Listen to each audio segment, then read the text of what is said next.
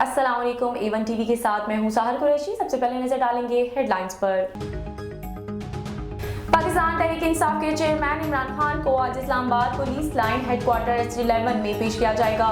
इमरान खान को आज jurisdictional complex के बजाय Islamabad police line headquarter H11 में पेश किया जाएगा और इन्हें एहतसाब अदालत के जज के सामने भी पेश किया जाएगा।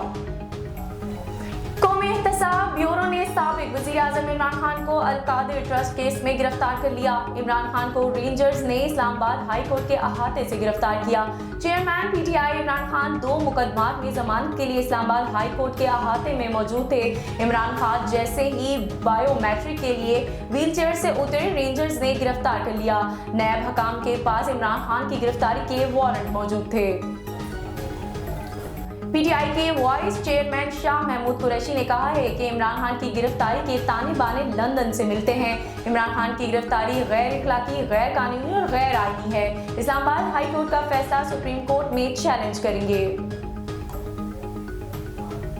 वज़ीर-ए-आज़म शहबाज शरीफ ने वफाक की कबीना का इजलास आज तलब कर लिया। कबीना इजलास में इमरान खान की गिरफ्तारी के बाद सूरत हाल पर गौर किया जाएगा।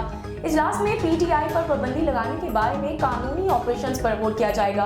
वज़ारत दाखिला कबीना को अमन व अमान की सूरत पर ब्रीफिंग दे दी गई।